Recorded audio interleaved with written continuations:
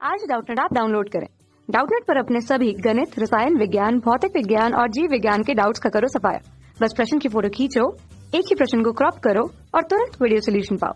अभी डाउनलोड करें। हेलो दोस्तों, हमारे पास एक प्रश्न है जिसमें पूछा गया प्राथमिक इंद्रधनुष तथा द्वितीयक इंद्रधनुष में बूंद के अंदर कितनी बार पूर्णांतिक परावर्तन होता है। तो आइए इस प्रश्न को चित्र की मदद से हम समझते हैं।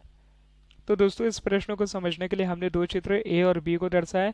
चित्र ए है यह प्राथमिक इंद्रधनुष को दर्शाता है और चित्र बी जो है यह द्वितीयक इंद्रधनुष की घटना को दर्शाता है। तो हम पहले बात करते हैं प्राथमिक इंद्रधनुष की। तो चूंकि हमें देख रहे हैं कि इंद्रधनुष हमें कब प्राप्त होता है, जब सूर्य की किरणें वर्षा की बूंद के अंदर या वर्षा की बूंद की ओर आपतित होती है। तो उस बूंद के अंदर अलग अलग प्रकार की घटना दिखाई देती है, जिसके कारण वह सूर्य की किरणें 7 अलग अलग रंगों में विभक्त हो जाती है, जिसके कारण हमें आसमान में इंद्रधनुष बनता हुआ दिखाई देता है। तो चूंकि हमसे प्रश्न में यह पूछा गया है प्राथमिक और द्वितीयक इंद्रधनुष में पूर्णांतिक परावर्तन की घटना कितने बार होती है, तो हम देख रहे हैं कि प्राथमिक इंद्रधनुष की बात करते हैं। तो मान लेते हैं यह वर्षा की बूंद है और यह वर्षा की बूंद का केंद्र है। तो प्राथमिक इंद्रधनुष बनने की मुख्य शर्त यह होती है कि जो सूर्य की किरणें होगी, यानी कि यह प्रकाश किरणें होगी, यह वर्षा की बूंद के जो केंद्र होगा उसके ऊपरी भाग की ओर आपतित होना चाहिए। तो हम देख रहे हैं सूर्य की किरणें वर्षा की बूंद के ऊपरी भाग पर आपतित होती है। चूंकि यह सूर्य की किरणें हैं पहले विरल माध्यम यानी कि हवा के माध्यम से किस में प्रवेश कर रही है, वर्षा की बूंद में प्रवेश कर रही है। तो यह जो वर्षा की बूंद होगी यह एक प्रकार का संगम माध्यम का कार्य करेगी।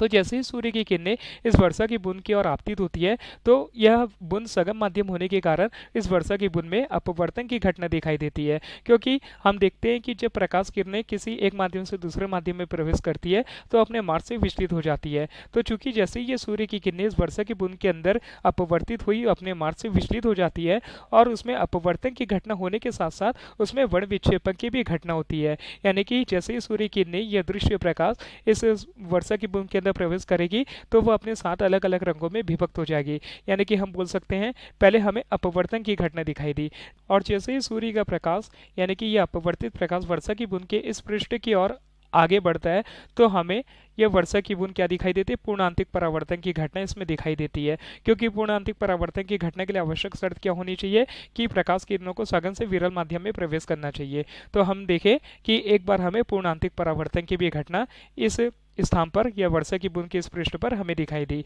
और जैसे ये निर्गत प्रकाश किरणें जब वर्षा की बूंद की ओर बाहर की ओर निकलती है तो इसमें पूर्ण क्या होता है, अपवर्तन की घटना दिखाई देती है, यानी कि अपने मार्ग से विचलित होती हुई दिखाई देती है और 7 अलग अलग रंगों में विभक्त होती हुई निर्गत प्रकाश की किरणों के रूप में बाहर निकलती है, जिसके कारण हमें आसमान में इंद्रधनुष बनता हुआ दिखाई देता है। यानी कि हम देखें कि 2 बार अपवर्तन की घटना दिखाई दी, एक बार इस स्थान पर और एक बार इस स्थान पर। प्राथमिक इंद्रधनुष में केवल एक ही बार हमें पूर्णांतिक परावर्तन की घटना दिखाई दी। जबकि अगर हम द्वितीयक इंद्रधनुष की बात करें तो द्वितीयक इंद्रधनुष में मुख्यतः शर्त यह होती है कि जो सूर्य की प्रकाश किरणें, यह सूर्य की प्रकाश किरणें हैं और मान लेते हैं ये वर्षा की बूंद का केंद्र है।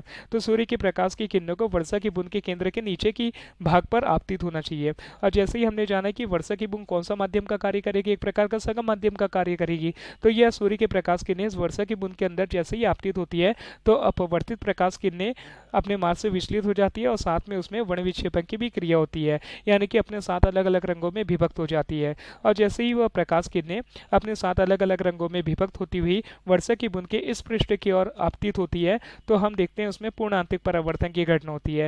यानी कि प्रकाश किरण पूर्ण सघन माध्यम में क्या होती है, लौट आती है।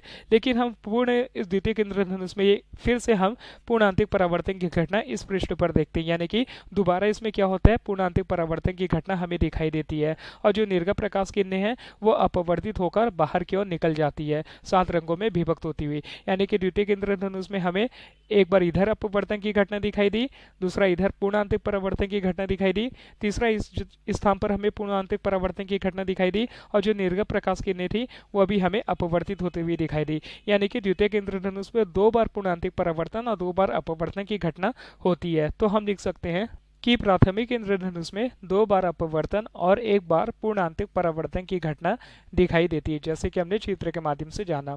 वह अगर द्वितीयक इंद्रधनुष की बात करें तो हम लिख सकते हैं द्वितीयक इंद्रधनुष में 2 बार अपवर्तन व 2 बार पूर्णांतिक परावर्तन की घटना दिखाई देती है। तो यह हमारे प्रश्न का उत्तर है। धन्यवाद। कक्षा 6 से 12वीं से लेकर नीट, IIT, JEE वो एडवांस के लेवल तक 1 करोड़ से ज्यादा छात्रों का भरोसा। आज ही डाउनलोड करें डाउटनेट ऐप या व्हाट्सएप करें अपने सारे डाउट्स 8400 400 400 पर।